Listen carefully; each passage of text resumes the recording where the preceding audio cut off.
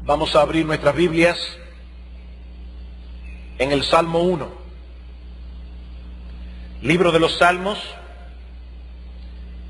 el Salmo 1. Dice así la palabra de Dios: Bienaventurado el varón que no anduvo en consejo de malos, ni estuvo en camino de pecadores, ni en silla de escarnecedores se ha sentado, sino que en la ley de Jehová está su delicia, y en su ley medita de día y de noche. Será como árbol plantado junto a corrientes de aguas, que da su fruto en su tiempo y su hoja no cae, y todo lo que hace prosperará. No así los malos, que son como el tamo que arrebata el viento. Por tanto, no se levantarán los malos en el juicio, ni los pecadores en la congregación de los justos, porque Jehová conoce el camino de los justos, mas la senda de los malos perecerá. A través de los siglos, el libro de los Salmos han sido ampliamente usado por el pueblo de Dios, tanto a nivel individual como a nivel colectivo, como el libro devocional por excelencia. Este es, sin duda alguna, uno de los libros, una de las porciones más leídas, meditadas y memorizadas de las Sagradas Escrituras. En este libro encontraremos los más profundos y variados sentimientos en medio de las múltiples experiencias por las que atraviesan los creyentes en este mundo caído. Desde expresiones de adoración tan exaltadas y gozosas como las que encontramos en el Salmo 145 o en el 150, hasta las expresiones del más profundo dolor y perplejidad, como los que encontramos en los Salmos 69 o en el Salmo 88. Por eso Calvino designó este libro como una anatomía de todas las partes del alma humana. Porque no hay ninguna emoción, sigue diciendo Calvino, de la que podamos ser conscientes que no esté presentada como en un espejo en el libro de los Salmos. Y lo que nos proponemos hacer en los próximos domingos en la mañana, si el Señor así lo permite, es exponer el contenido de unos 25 salmos, que por cierto hemos escogido con muchísima dificultad, comenzando con los Salmos 1 y 2 este domingo y el próximo. Aunque no vamos a considerar estos salmos en el mismo orden en que aparecen en nuestras versiones de las Escrituras, aún así hemos querido dar inicio a nuestra serie considerando estos dos salmos, el Salmo 1 y el Salmo 2, que alguien ha llamado los pilares gemelos que conforman la entrada de este templo literario del Salterio. En el Salmo primero se magnifica la ley, la palabra de Dios. En el Salmo segundo se magnifica al Mesías. El primero comienza con una bienaventuranza para aquellos que honran la palabra de Dios y la obedecen. El segundo concluye con una bienaventuranza para aquellos que honran al Mesías y se someten a Él. Y sé que para muchos puede resultar extraño el hecho de que este libro de alabanzas comience de ese modo. Yo no sé ustedes, hermanos, pero algunas veces yo llegué a preguntarme, ¿por qué el libro de los Salmos comienza con el Salmo 1? Cualquiera esperaría al inicio de los Salmos un himno majestuoso que prepare nuestros corazones para la adoración a Dios. Pero lo que encontramos en cambio es un llamado a una relación correcta con Dios, teniendo como fundamento a Cristo y su palabra. Y es que ningún tipo de adoración, ningún tipo de súplica, ningún tipo de alabanza, ningún tipo de acción de gracias será aceptable delante de Dios a menos que tenga este fundamento: Jesucristo y la Biblia. Jesucristo y la palabra de Dios. No había una mejor manera de introducir este libro de alabanzas y de adoración, que mostrando la realidad de que en el mundo existen básicamente dos tipos de personas. Sí, yo sé que muchos opinan que hay demasiadas religiones en el mundo, que hay demasiadas filosofías en el mundo, que hay demasiadas ideologías en el mundo, y que es por eso que las personas están confundidas. El Salmo 1 nos enseña que no.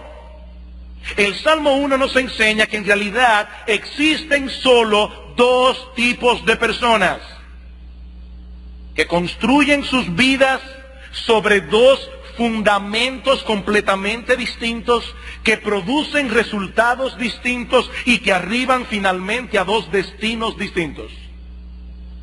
Unos cumplirán a plenitud el propósito primordial por el cual fueron creados, glorificar a Dios y gozar de Él por siempre, mientras los otros cosecharán inevitablemente una vida de miseria y de frustración.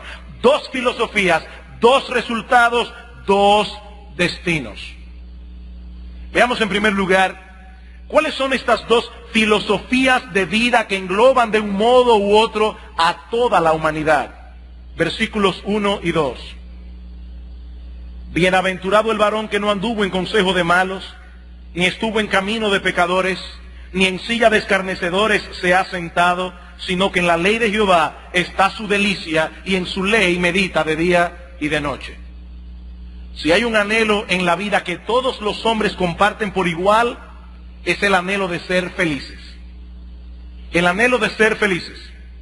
Cada cosa que nosotros hacemos en la vida y cada cosa que nosotros dejamos de hacer tiene como motivación primordial ese fin o propósito supremo. Todos queremos ser felices. Decía Blas Pascal, todos los hombres buscan la felicidad, no hay excepciones. Aunque emplean métodos diferentes, todos pretenden el mismo fin. La voluntad nunca da un paso que no vaya encaminado hacia ese objetivo. Esto es lo que motiva cada acción de cada ser humano, aún de aquellos que se quitan la vida. El que se suicida lo hace porque piensa que estará mejor muerto que vivo. Todo lo que los hombres hacen es motivado por su anhelo de ser feliz. Y el hombre mantiene ese anhelo a pesar de las tragedias que ha experimentado la raza humana a través de toda su historia, a pesar de todas las desgracias que nosotros vemos a nuestro alrededor, a pesar de todas las miserias que nosotros contactamos en nuestras propias vidas. El anhelo de ser feliz sigue siendo el combustible que mantiene a los hombres vivos. Es el combustible que mantiene a los hombres en movimiento. Ahora, ¿en qué consiste realmente la felicidad? ¿Cómo nosotros podemos alcanzar la felicidad? Mi amigo, déjame hacerte una pregunta. ¿Cómo tú puedes estar seguro hoy de que al final de tus días no mirarás atrás profundamente decepcionado al ver que desperdiciaste y desgraciaste la única vida que tú tenías para vivir? ¿Cómo tú puedes estar seguro? Porque esa es una pregunta que nadie puede responder, basado en su propia experiencia, basado en su propio razonamiento, porque tanto la experiencia como la razón humana son muy limitadas. Mi amigo, apenas llegamos ayer a la vida y hay muchas cosas que nosotros no sabemos. ¿Cómo podemos estar seguros de que vamos por el camino correcto? Sobre todo tomando en cuenta que no tenemos la más mínima idea de lo que sucederá con nuestras vidas en el próximo segundo y mucho menos en los próximos años. ¿Qué es la felicidad? ¿Cómo nosotros podemos alcanzar eso que tanto anhelamos? Solo aquel que contempla la vida como un todo, desde su origen hasta su consumación, y que conoce a plenitud su propósito y significado, puede darnos una respuesta autorizada.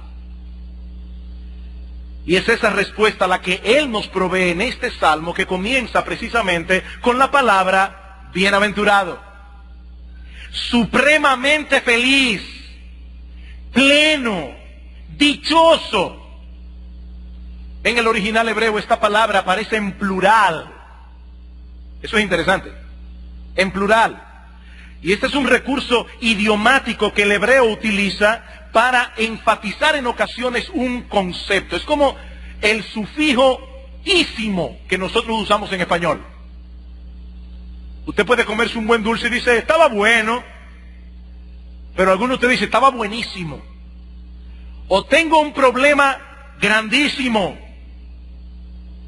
Así que lo que el salmista está diciendo aquí es algo como esto: oh, cuánta felicidad la de esta persona. Cuánta felicidad. El individuo que él está describiendo aquí es una persona realmente feliz, dichosa, o para usar una palabra que está muy de moda en estos días, realizada. Es una persona plena.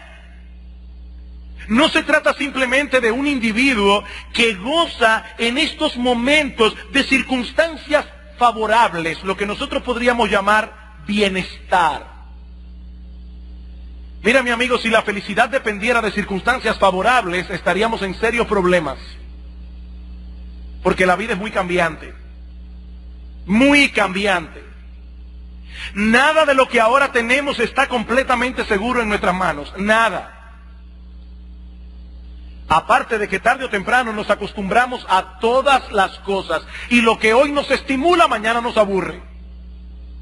Dice el autor de Eclesiastés en el capítulo 1, versículo 8, todas las cosas son fatigosas, más de lo que el hombre puede expresar. Nunca se sacia el ojo de ver ni el oído de oír. En otras palabras, lo que hoy te da placer no te sirve para el hastío y el aburrimiento de mañana. Eso es lo que Salomón nos está diciendo aquí. Por eso alguien decía que el hombre que vive para el placer es como un personaje de la mitología griega llamado Sísifo. ¿Quién fue Sísifo? Un individuo que provocó la ira de Zeus, el padre de los dioses del Olimpo, y fue condenado al Tártaro, donde estaba obligado eternamente a llevar una piedra hasta lo alto de una colina, que siempre caía rodando antes de llegar a la cima, por lo que Sísifo tenía que volverla a subir otra vez, y otra vez, y otra vez. Estos individuos comienzan a rodar su piedra el lunes, con mucha pesadez, esperando con ansias que llegue el fin de semana, para poder disfrutar de algún momento de esparcimiento que le ayude a olvidar esa sensación de hastío de una vida sin propósito, de una vida sin sentido. Pero nunca llegan a la cima. Y la piedra vuelve a rodar hacia abajo otra vez, y otra vez, y otra vez. Pero la felicidad que el salmista describe en este salmo no depende de ese tipo de circunstancias. Depende de una relación, depende de un carácter. De hecho, es interesante notar que el salmista habla de la felicidad como algo que se obtiene como resultado de buscar otra cosa. Eso es interesante. El salmista no dice aquí, feliz el varón que desea ser feliz. Por extraño que parezca, cuando un hombre busca la felicidad como la meta suprema de su vida, a expensas del cultivo de una relación con Dios, a expensas del cultivo de un carácter, termina cosechando dolor y frustración. La felicidad es como una dama nerviosa que huye de sus pretendientes. Decía Martin Lloyd-Jones, si buscas la felicidad, jamás la encontrarás. Te eludirá siempre, siempre se te escapará. Pensarás que la tienes, pero de pronto habrá desaparecido. Es como intentar atrapar una pompa de jabón. Desaparece en el momento en que la atrapas, estalla en tus manos y no queda nada. Esa es una de las grandes enseñanzas de nuestro Señor Jesucristo en su conocido sermón, el Sermón del Monte. Bienaventurados, felices, dichosos, supremamente felices, aquellos que tienen hambre y sed de justicia, porque ellos serán saciados, no los que tienen hambre y sed de felicidad, o los que se embarcan en una búsqueda frenética de placer y bienestar. No, bienaventurados los que tienen hambre y sed de justicia. Otra vez, la clave está en una relación y en un carácter. En un carácter, no en las circunstancias. De ahí lo que el salmista continúa diciendo en el resto del versículo 1.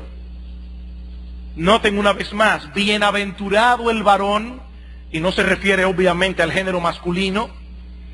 Se puede traducir bienaventurada la persona que no anduvo en consejo de malos, ni estuvo en camino de pecadores, ni en silla de escarnecedores se ha sentado. Y otra vez puede ser que algunos se sorprendan de que el salmista comience por este punto.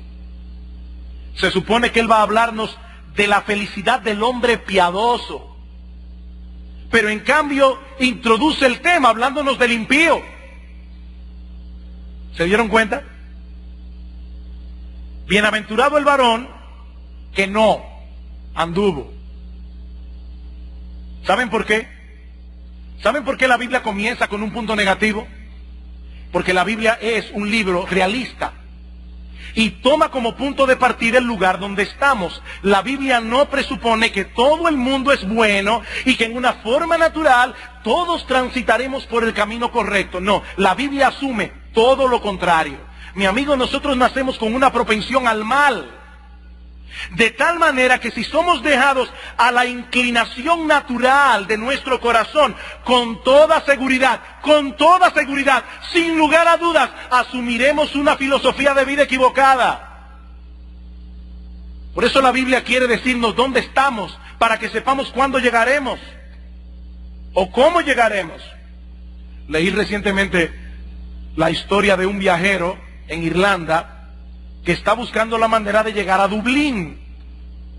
Así que le pregunta a un hombre que trabajaba junto a un campo: hey amigo, si tuviera que ir a Dublín desde aquí, ¿qué camino tomaría? A lo que el hombre le respondió: yo no iría desde aquí. En otras palabras, yo preferiría comenzar el viaje desde otro punto de partida, porque este está muy lejos. Y ese es exactamente el problema del hombre en su pecado.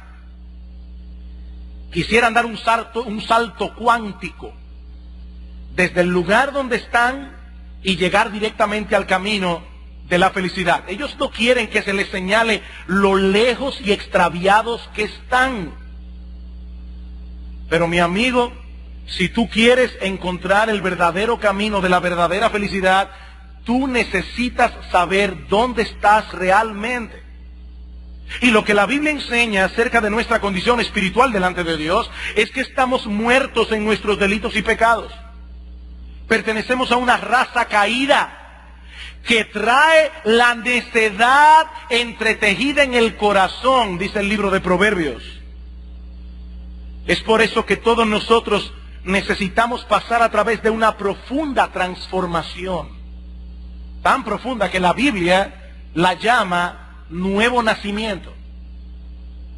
Tenemos que nacer de nuevo.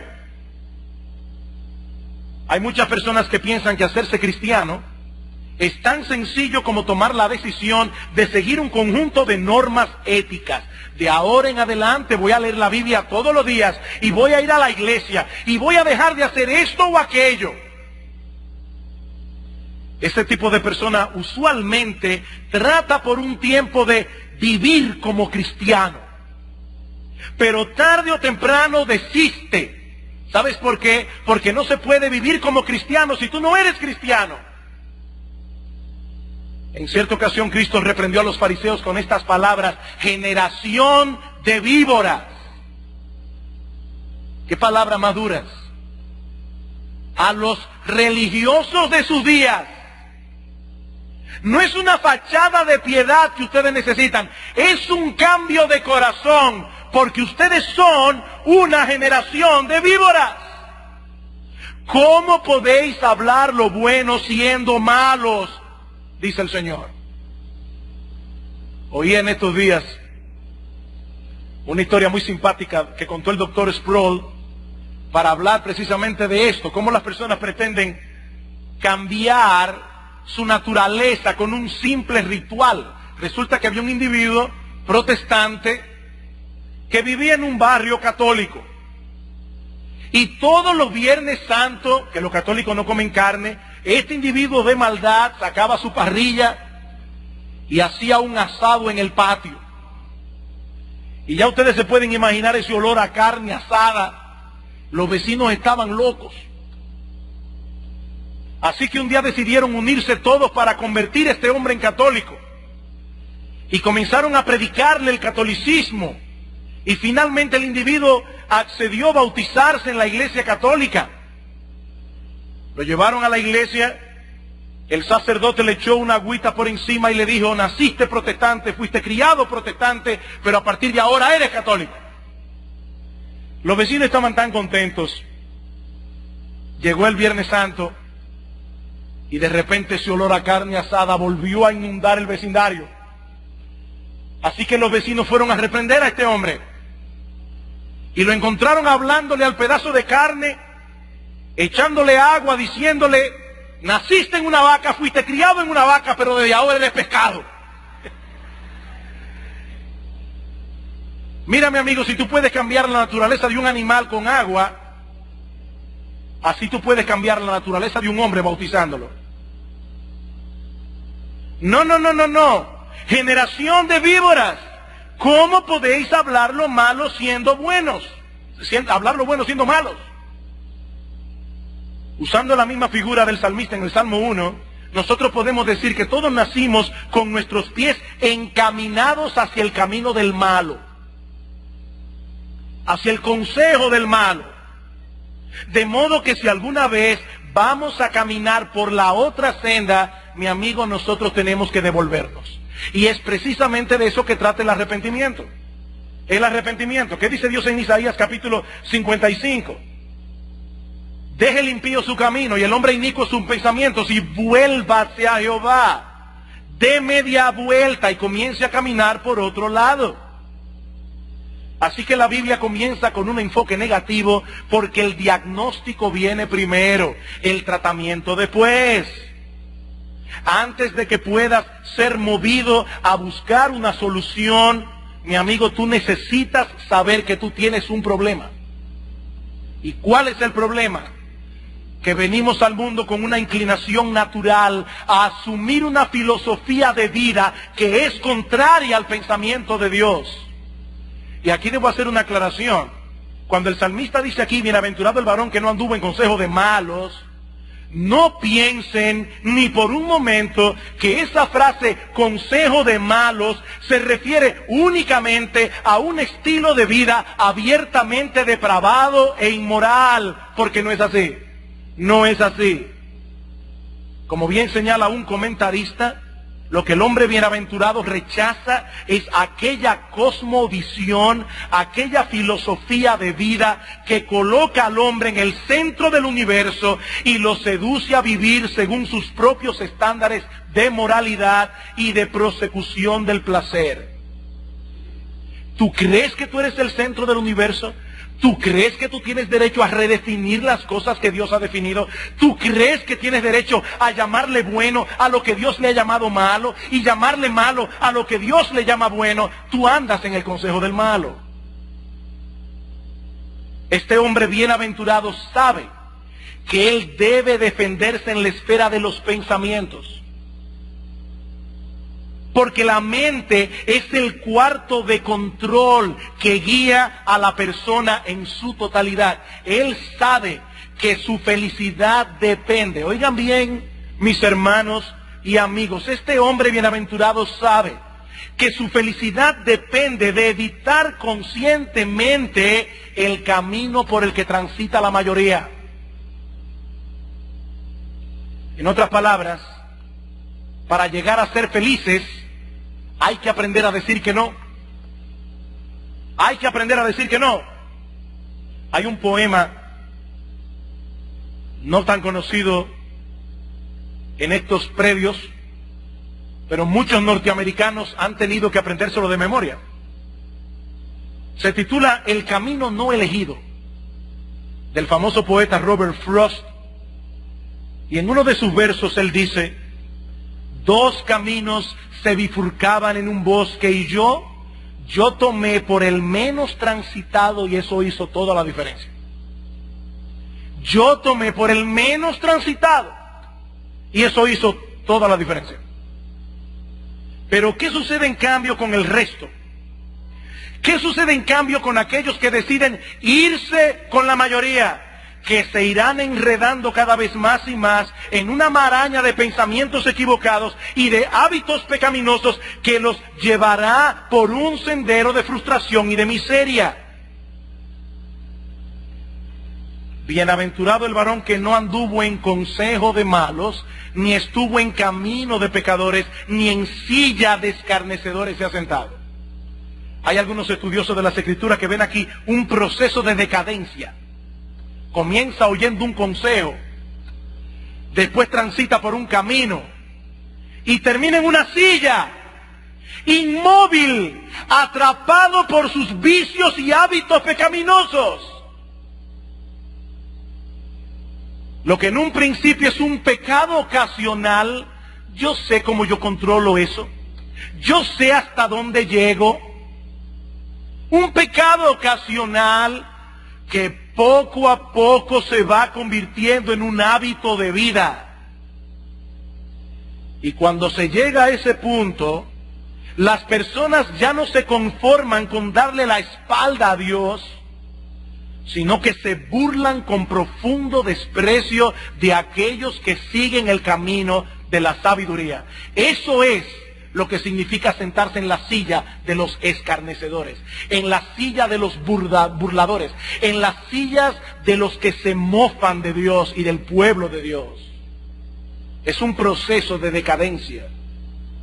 Por eso Pablo dice en 2 Timoteo capítulo 3, versículo 13, que los hombres malos y los engañadores irán de mal en peor, engañando y siendo engañados. Interesante. Engañando y siendo engañados. Ese es uno de los problemas de la mentira. La mentira no solamente provee una información equivocada, la mentira distorsiona el razonamiento del mentiroso. Él termina creyendo su mentira. Los hombres malos, dice Pablo, irán de mal en peor. Es un proceso de decadencia que nadie puede parar. Engañando y siendo engañados. El hombre bienaventurado es aquel que evita conscientemente esa filosofía de vida, porque él ha asumido una cosmovisión completamente distinta. Versículo 2. Sino, he ahí el contraste, sino que en la ley de Jehová está su delicia, y en su ley medita de día y de noche. La palabra ley que se usa aquí es el término hebreo Torah, que significa básicamente dirección o instrucción. Puede hacer referencia directa a los mandamientos de Dios, pero también se usa en ocasiones en algunos pasajes del Antiguo Testamento para referirse a la totalidad de las Escrituras. Y es así como se usa aquí. Este hombre se deleita en la palabra de Dios. ¿Sabes por qué? Porque él ha pasado por ese proceso de transformación del que hablábamos hace un momento. Nadie puede deleitarse en el estudio de la Biblia a menos que ame al Dios de la Biblia. Y nadie puede amar al Dios de la Biblia a menos que nazca de nuevo. Pablo dice en Romanos capítulo 8, versículo 7, que los designios de la carne, es decir, los pensamientos del hombre en su estado natural, como nació, sin ser regenerado, los designios de la carne son enemistad contra Dios. Eso es lo que surge del hombre naturalmente. Pastor, pero en el mundo hay mucha gente religiosa. Sí, ellos aman a un Dios que se inventaron ellos mismos. Pero yo estoy hablando de amar al Dios de la Biblia. Nadie puede amar al Dios de la Biblia a menos que nazca de nuevo. Los hombres odian al Dios de la Biblia, como veremos el domingo próximo en el Salmo 2. ¿Por qué se amotinan los pueblos y los pueblos piensan cosas vanas en contra del Dios del cielo? Esa es la filosofía que unifica a todos los hombres por igual. Los designios de la carne son enemistad contra Dios. No se sujetan a la ley de Dios, ni tampoco pueden. Así que lo que el salmista está presentando aquí es un contraste entre aquellos que aman el pecado y aquellos que aman a Dios. Los primeros no pueden deleitarse en la lectura y el estudio de la Biblia, porque en ella se condena el pecado que ellos aman. Pero los segundos encuentran en esa misma Biblia al objeto de su amor, al Dios que los libró de la tiranía y de la condenación del pecado al precio de su propio Hijo. No es un mero interés académico el que estas personas bienaventuradas tienen por la Biblia,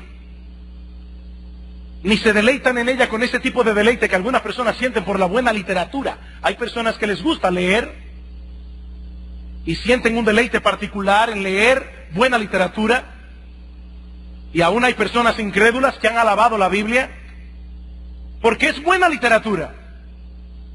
Víctor Hugo decía que el libro de Job es una de las joyas de la literatura universal, y yo no creo que Víctor Hugo fuera creyente.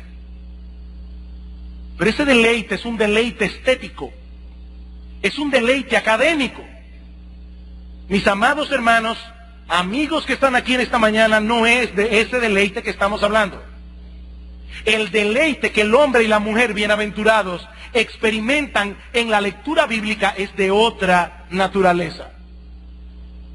Es el deleite de contemplar en las páginas de este libro la gloria del Dios Trino.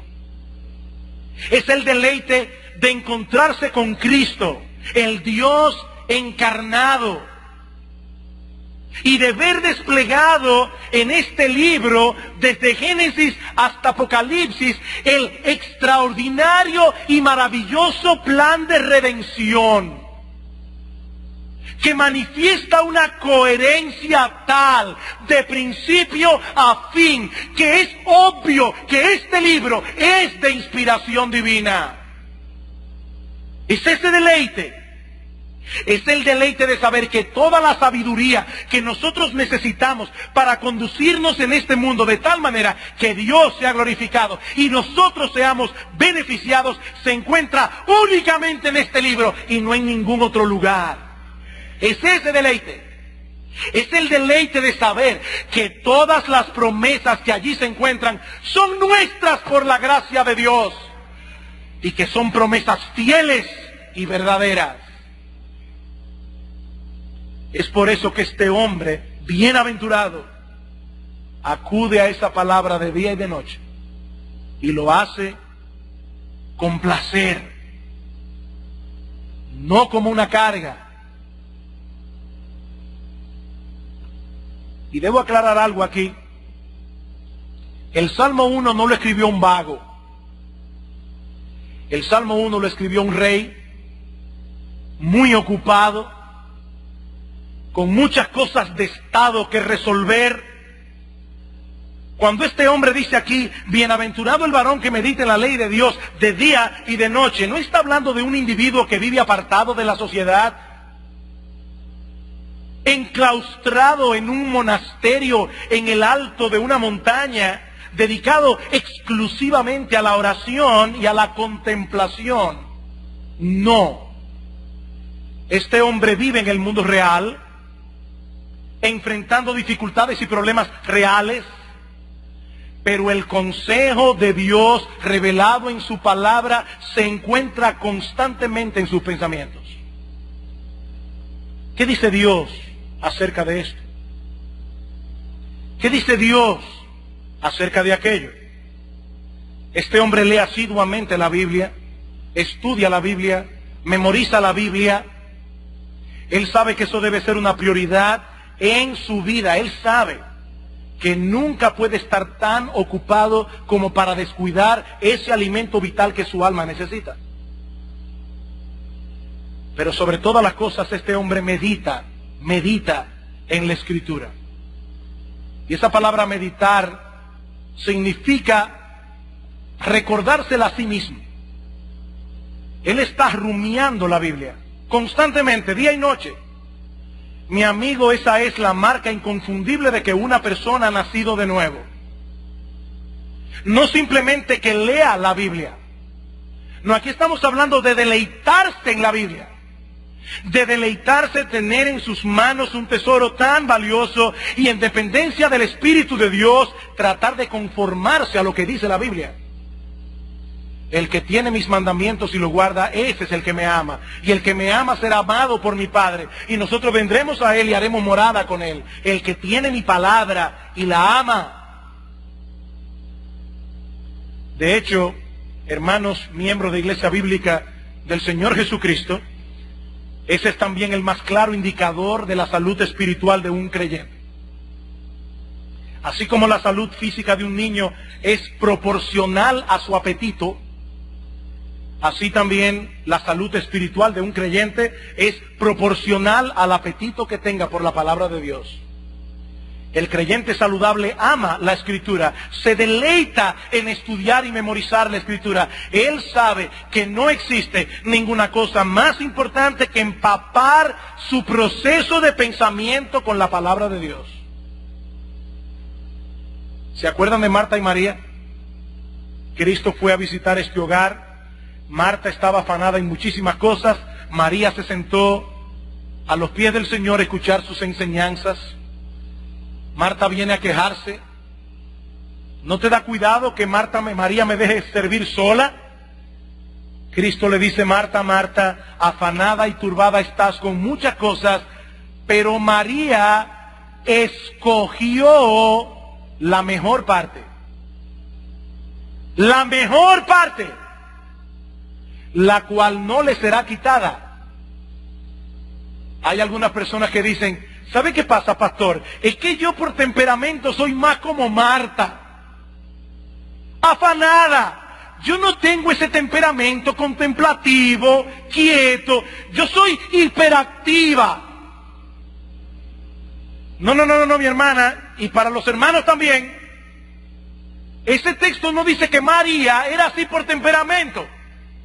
María escogió la mejor parte. Es un asunto de escogencia. Es a qué tú le das valor. Desead como niños recién nacidos la leche espiritual no adulterada, para que por ella crezcáis para salvación, si es que habéis gustado la benignidad del Señor. He ahí entonces dos filosofías de vida completamente distintas. Una descansa en el raciocinio humano fallido, la otra descansa en la soberanía y sabiduría de Dios. Y los resultados que ambas producen no pueden ser más contrastantes también. Versículo 3.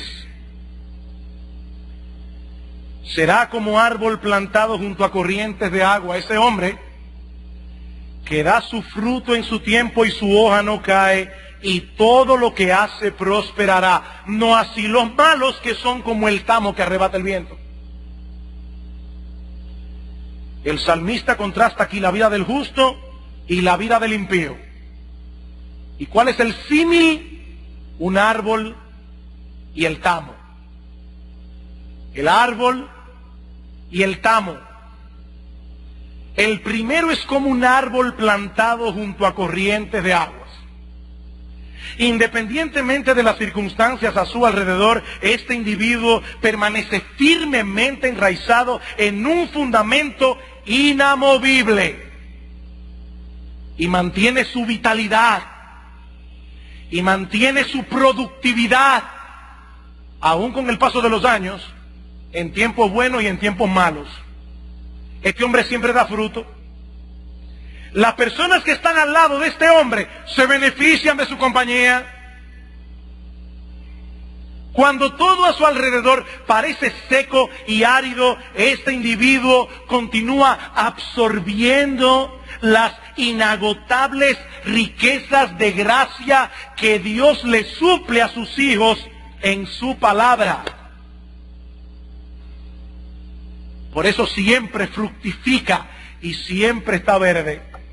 Aunque este nuestro hombre exterior se va desgastando, como a todo el mundo, no obstante el interior se renueva de día en día.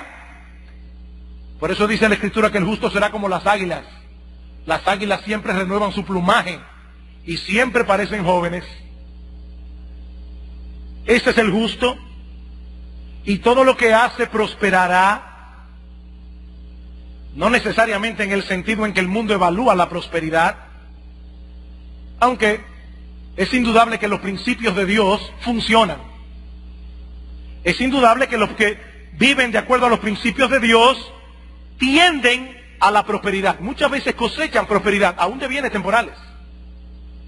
La mano del diligente enriquece, la mano del negligente, del vago, empobrece. Hay uno que tiende a la prosperidad, otro que tiende a tener una vida miserable. Eso es una realidad. Un hombre se convierte al Señor, antes gastaba todo su dinero en alcohol, en vicios, en mujeres.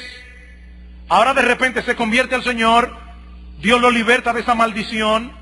Ahora el individuo tiene una mente más clara, es más responsable, comienza a prosperar más en sus negocios. Y ustedes lo ven como llegan a la iglesia en una bicicleta, después tienen un motor, después tienen un carrito. Y ustedes saben que aquí no se predica el evangelio de la prosperidad. Eso no necesariamente le pasa a todo el mundo. Yo estoy diciendo simple y llanamente que los principios de Dios funcionan en este mundo real. Pero no es de eso que está hablando el salmista aquí. No es de ese tipo de prosperidad. La verdadera prosperidad no se mide en términos de beneficios temporales. ¿Qué dice Cristo en Mateo capítulo 6? No os hagáis tesoros en la tierra, donde la polilla y el orín corrompen, donde ladrones minan y hurtan, sino haceos tesoros en el cielo. La verdadera prosperidad se mide en función de la eternidad, no del tiempo. No mirando las cosas que se ven, sino las que no se ven. Porque las cosas que se ven son temporales, las que no se ven son eternas. Es de esa prosperidad que está hablando el salmista aquí. Pero ahora noten el contraste. No así los malos. No así los malos. Que son como el tamo, o como lo traduce la Biblia de las Américas, como paja que arrebata el viento. ¿Qué es el tamo? El tamo es la cáscara que cubre el grano de trigo. Cuando se lleva el trigo a aventar o a trillar, se echa hacia el aire, como el grano pesa más, cae abajo, la cáscara el viento se la lleva y se amontona en otro lugar. El salmista está diciendo aquí, el justo es como un árbol, el impío es pura cáscara. Pura cáscara. No tiene peso moral, no tiene convicciones y su utilidad no es permanente. El tamo no sirve para nada más que para alimentar el fuego. Y por favor, no se moleste conmigo. Yo estoy simplemente diciendo lo que la Biblia enseña. Esa es la figura que usa el salmista para describir al impío. Como dice un comentarista, no hay firmeza en sus posiciones, cambiará de una a otra según convenga sus intereses temporales. Tampoco pesa moralmente, que es llevado de acá para allá por los vientos de su ambición, de su orgullo y de sus pasiones. Es una vida arruinada. Perdió la esencia, perdió lo que alimenta, lo que tiene vitalidad, es solo cáscara. Y necesita ser rescatada antes de que sea demasiado tarde. Por eso es que nuestro Señor Jesucristo dijo, yo no he venido para llamar a justos, yo vine a salvar lo que se había perdido. Una llave perdida sigue siendo llave, pero es inútil para su dueño. ¿Qué es el infierno? El lugar a donde van a parar por siempre todo lo que se ha perdido y quedará perdido e irrescatable para siempre jamás. Eso es el infierno. Yo he venido a buscar y a salvar lo que se había perdido. Lo que el salmista está describiendo aquí es una vida vacía y sin sentido, una vida que se dirige inexorablemente a una miseria total y definitiva. Y ese es el cuadro final que encontramos en el Salmo, versículos 5 y 6. Por tanto, no se levantarán los malos en el juicio, ni los pecadores en la congregación de los justos, porque Jehová conoce el camino de los justos, mas la senda de los malos perecerá. Los que viven de cierta manera llegan a cierto destino. De ahí esa frase conectiva en el versículo 5. Por tanto, consecuentemente, no se levantarán los malos en el juicio. En otras palabras, no podrán sostener su caso en ese tribunal. No podrán.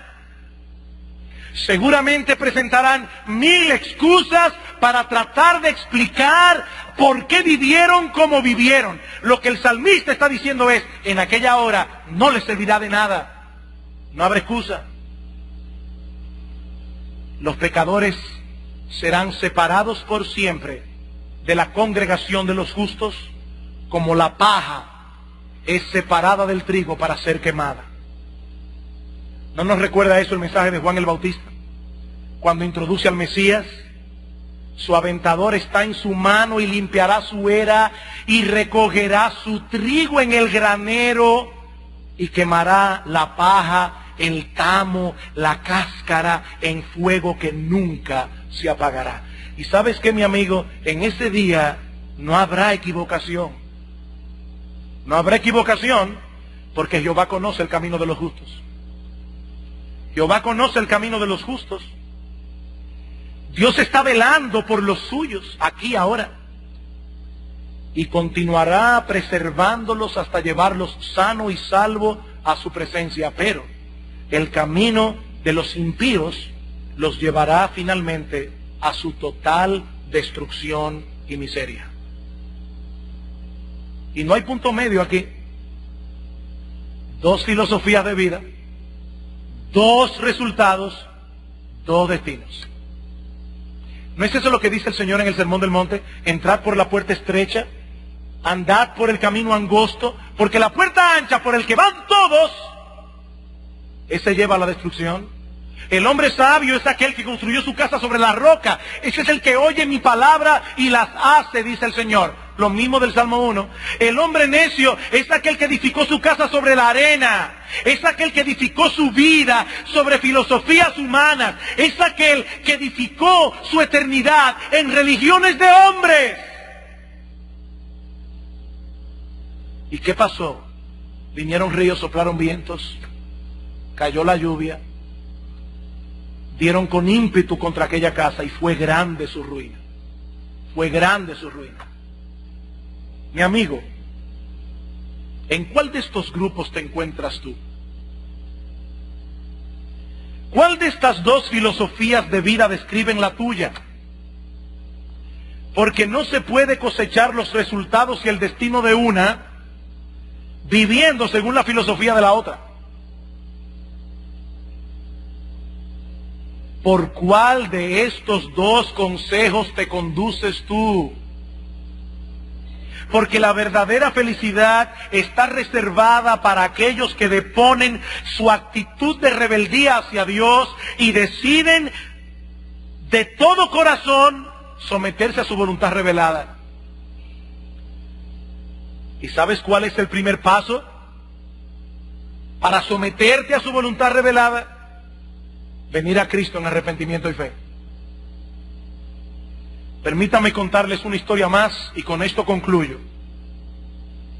Hace muchos años atrás, un hombre llamado Joseph Flax visitó la tierra de Palestina y tuvo una singular oportunidad de predicarle la palabra a un grupo de judíos y de árabes al mismo tiempo. Y el texto que escogió fue precisamente el Salmo 1. Al final de leer el pasaje, preguntó: ¿quién es el hombre bienaventurado de quien habla el salmista? Este hombre nunca anduvo en el consejo del malo, ni estuvo en el camino de los pecadores, ni se sentó en la silla de los escarnecedores. En otras palabras, este hombre fue absolutamente sin pecado. ¿Quién es el hombre del Salmo 1? ¿Quién es el epítome de este hombre? Nadie dijo nada. Así que Flax preguntó: ¿era este nuestro gran padre Abraham? Un anciano respondió: no, no puede ser Abraham. Él negó a su esposa y mintió acerca de ella. ¿Y qué de Moisés el legislador? No, no, no, dijo otro, no puede ser Moisés. Él mató a un hombre y perdió su temperamento en las aguas de Meriba. Flax entonces sugirió a David. ¿Qué de David? Por razones obvias que todos conocemos, tampoco puede ser David. ¿Saben qué pasó? Después de un largo silencio, un anciano judío se levantó y dijo: mis hermanos, yo tengo un pequeño libro aquí, se llama el Nuevo Testamento. He estado leyéndolo, y si pudiera creerle a este libro, si pudiera estar seguro de que es verdad, yo diría que el hombre del Salmo primero fue Jesús de Nazaret. Él es el hombre bienaventurado, el perfectamente bienaventurado, la segunda persona de la Trinidad, que por amor a pecadores se hizo hombre, vivió una vida perfecta, sin pecado, siempre sometido al consejo de Dios, y luego murió en una cruz siendo inocente para satisfacer la justicia de su Padre por amor a aquellos como tú y como yo, que éramos culpables. Él es el hombre bienaventurado por excelencia, porque es el único que cumple a plenitud lo que se describe en este salmo. Él es el único que ha sido absolutamente coherente con la filosofía de vida que este salmo describe. Y he aquí la buena noticia del Evangelio, mi amigo. Ese bienaventurado ofrece a todos participar de esa misma bienaventuranza, disfrutar de su felicidad por medio del arrepentimiento y de la fe en Él. Él ofrece perdón y reconciliación para todos aquellos que confían en Él, para todos aquellos que se someten a su señorío.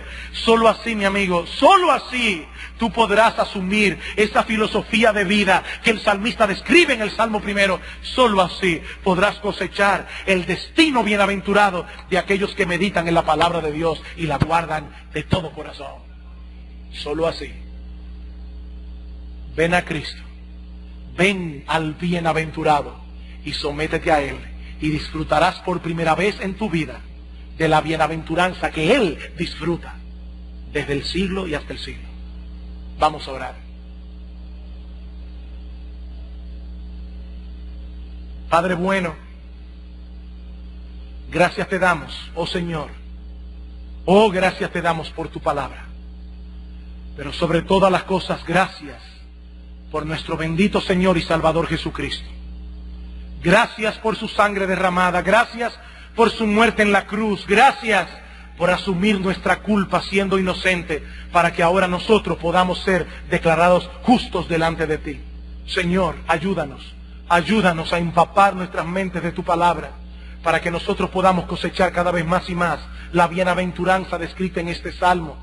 Pero ten misericordia, oh Señor, de aquellos que hoy mismo están siguiendo el consejo del malo. Oh Señor, encuéntralos en el camino. Oh Señor, ten misericordia de ellos. Ábreles el entendimiento.